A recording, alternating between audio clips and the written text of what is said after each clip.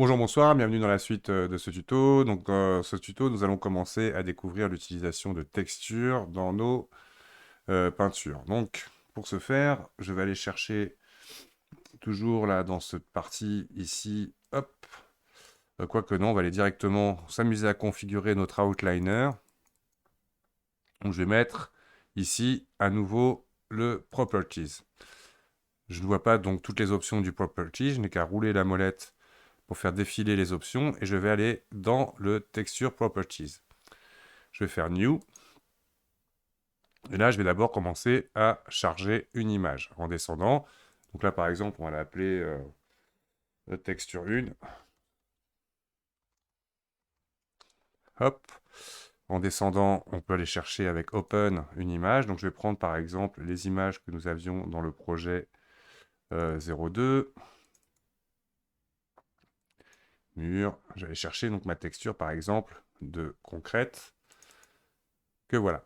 À partir du moment où j'ai chargé une texture ici, donc là je vais aller dans mon Paint, Texture Paint. Donc là je me suis en affichage pour l'instant en matériel, matériel preview, je vais revenir en solide. Donc là pour l'instant effectivement si je peins, je vais peindre directement sur cette texture. Vous pouvez directement à partir de texture slot recréer une nouvelle texture. Donc par exemple je vais refaire une nouvelle base color. Et donc celle-ci, je vais la faire en 2048. Décocher alpha, pourquoi pas la mettre toute noire, et faire OK. Donc automatiquement, il m'aura généré une nouvelle image texture ici, sur laquelle je vais peindre. Donc ne pas se référer ici, donc là si jamais vous avez un doute, vous pouvez très bien, hop, recliquer ici pour avoir votre texture de charger. Votre slot, le texture slot de charger, pour choisir sur lequel texture vous allez peindre. Donc dans la partie texture, automatiquement la texture que j'ai chargée ici, je la retrouve là. En gros, si jamais par exemple ici je supprime celle-là, je vais en faire une nouvelle, je vais appeler texture 2. Open. Je vais prendre par exemple, donc dans le même dossier, je vais prendre par exemple la texture trottoir ou allez pavé. Toc. Donc je vais prendre pareil la color. Et du coup, on va voir ici que je vais pouvoir modifier donc la texture d'origine.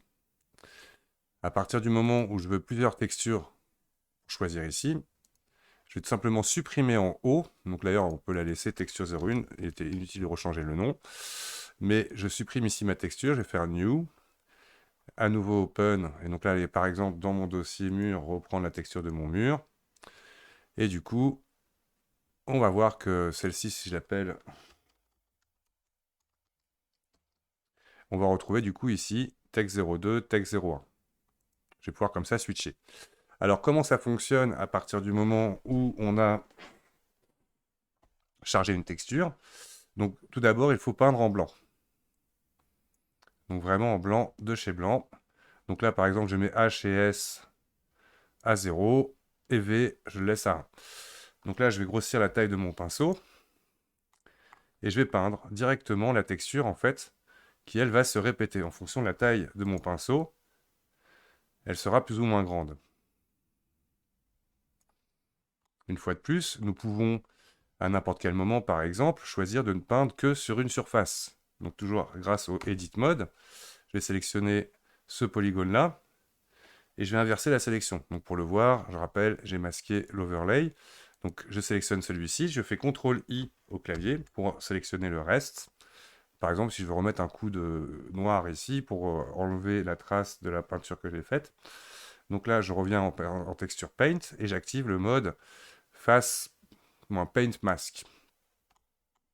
Et là, on imagine, pour enlever ma texture pour peindre, tout simplement, je vais cliquer ici pour la sortir et je vais tout simplement repeindre avec les couleurs à ce stade-là. Donc voilà comment on travaille avec des textures. Je montrerai dans une prochaine vidéo les différentes options que l'on peut utiliser pour travailler avec nos textures.